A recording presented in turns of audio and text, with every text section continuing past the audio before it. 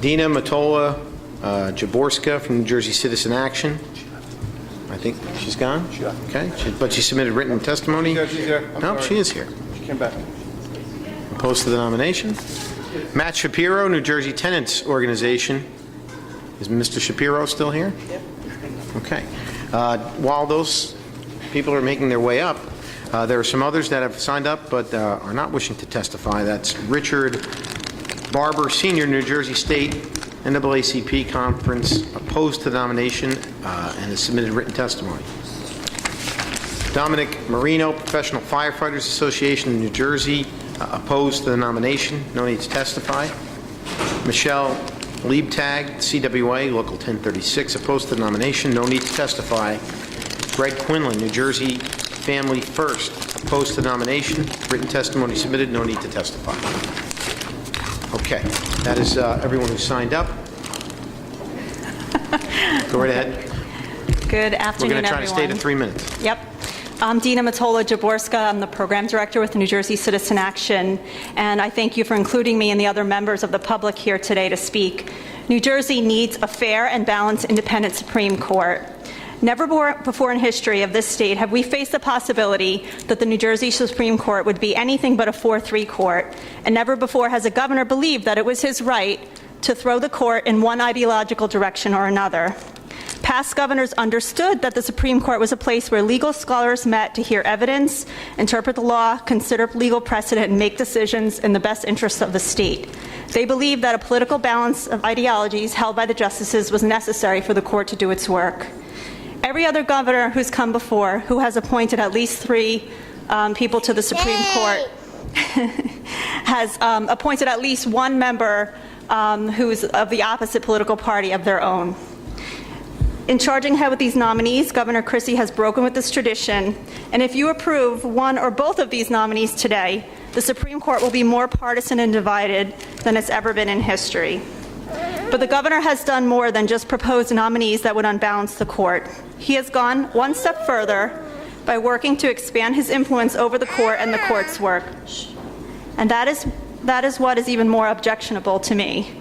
Now it's up to the committee to assert to the governor, starting with this one, that we should be allowed to shape that they should not be allowed to shape the outcomes of the New Jersey Supreme Court by choosing only people who are aligned with the nominating governor's top political and policy priorities. Governors must not be allowed to rig or overly influence the outcome of any issues of public concern that is heading to the court. You must understand that an unprecedented number of matters of public concern are on the way to the courts because of the governor's own actions. He has made a habit of acting unilaterally and testing the limits of executive branch authority to roll back protections for the environment, consumers, workers, and the middle class seeking to buy homes and others, when he doesn't have the votes that he needs in the legislature to make the changes he wants. We need a Supreme Court who can evaluate these rollbacks should they land before the court, and many are going to the court, as well as others that may land there in the future. We have made much progress, and much is at risk. I say this as someone who believes in politics. Politics is not a dirty word to me. So please don't misunderstand what I have to say today. To me, politics is about the possibility that change can be made, and if enough people join together and press their leaders for necessary changes. This is the basis of advocacy, and it's a good thing. But throughout my career in public interest, I've seen the problems and limits of politics too. The winners are not always those with the most public support or the facts on their side, but the most powerful and the most well-financed. So at times, the political process doesn't work for us all. I'm going to ask you to wrap up now. Okay. Our state needs one branch of government that can protect the underdog, the individual, the powerless, the minority, and the public interest without interference of politics.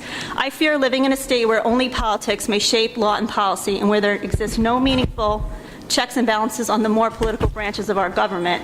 And that's why I urge you, both Democrats and Republicans, to hold the line for a balanced and independent court by telling Governor Christie no and not on moving forward these 2 nominees today, and demand that he nominate a progressive and a conservative for your consideration this year. Thank you for hearing me today. Thank you, ma'am. Mr. Shapiro. My name is Matt Shapiro. I'm president of the New Jersey Tenants Organization, and I'd like to thank the chairman and the committee for the opportunity to testify here today. As the nonpartisan voice of tenants in New Jersey for the last 43 years, we at the New Jersey Tenants Organization fear that all of our work could very well be undone by the two appointments proposed by the governor for the Supreme Court.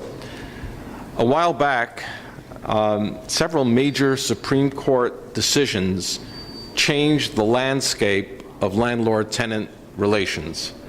It used to be that the property rights of the landlord were the only thing that mattered when it came to deciding landlord-tenant disputes. It used to be that tenants really weren't much more than serfs in New Jersey.